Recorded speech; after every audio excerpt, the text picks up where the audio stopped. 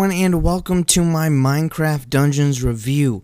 Now, going into this game, I had super low expectations. I didn't see any other reviews or gameplay. I just kind of skipped over this game because I didn't really care about it. But while I was browsing the Game Pass a couple days ago on Xbox, the Xbox app on PC, I saw Minecraft Dungeons, and I'm like, I guess I'll give it a try. I mean, I have Game Pass. It's free to download right now, so why not? So let's get into the gameplay. Now, the gameplay compared to other games in this genre is very simplistic, but it's still fun. You have a variety of weapons, armors, and artifacts. Some of the weapons are swords, dual daggers, great swords, hammers, bows, crossbows, and longbows. Each weapon has their own pros and cons. Like dual daggers, you'll have a quicker attack speed, but you'll do less damage, whereas a hammer will have slower attack speed, but it does more damage. Now, me personally, and this is in most games, I prefer to use weapons that have a higher attack speed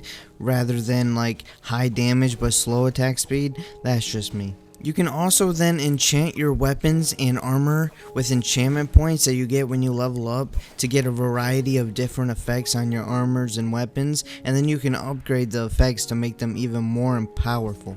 You earn emeralds for killing mobs, opening chests, or breaking vases, which then you can spend at the vendors. There's only 2 vendors, and one will give you a random piece of gear, so he'll either give you a weapon or armor, and the other one will give you just artifacts. But most of the time, they just give you terrible gear, since it's completely random, and you're not buying any specific piece of gear, and you're not saving up for anything special.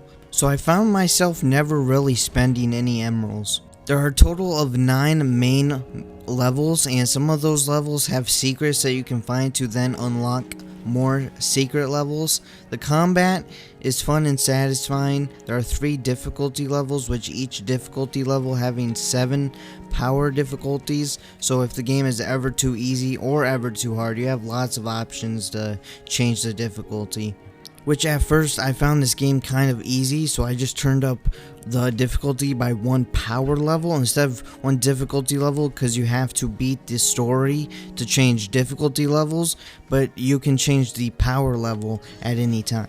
Unfortunately though, sometimes the AI can be pretty dumb. Like one time I had to step away for a couple minutes, but since pausing the game doesn't actually pause the game, I just sat in a corner while getting shot at for a whole 8 minutes. I was away, and the skeleton did not kill me for the 8 minutes.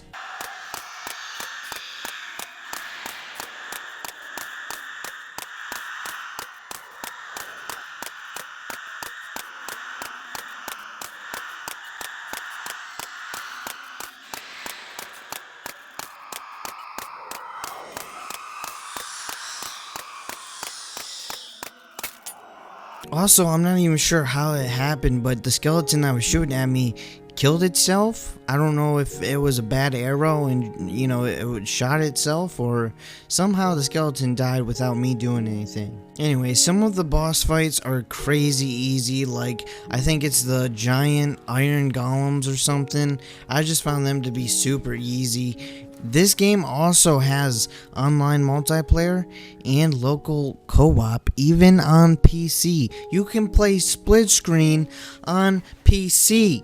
Now that is something you don't see much nowadays. Now, unfortunately, and I kind of knew this when going into this game, but this game's story is just not that good. It's hardly even something to notice in the game.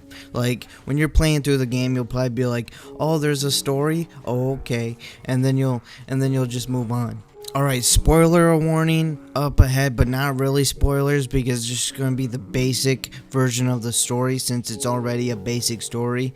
So the story is basically that there is an evil sorcerer that you need to stop, and that's the entire story.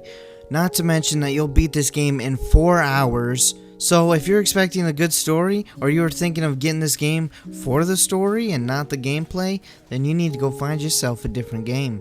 Now the graphics are pretty much exactly the same as Minecraft, just with some new assets and some fresh looks added in. I don't really care what anyone else says about this, but I think the graphic style of Minecraft looks great.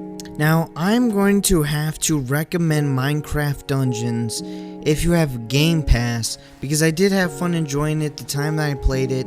I thought it was a pretty fun game, honestly. But if you don't have Game Pass, skip it, because it's not worth $30, and there's DLC for like $5 that add a new location, and honestly it should just be in the game already because there's not enough in the game for $30. So skip it. Unless you have Game Pass, then try it. Anyways, that's all I got to say for Minecraft Dungeons, so I hope you guys enjoyed the video. If you did, make sure to hit that like button, leave a comment below, tell me what you think about this game and this video, and if you haven't already, hit that subscribe button because you want to be subscribed, and I will see you guys next time.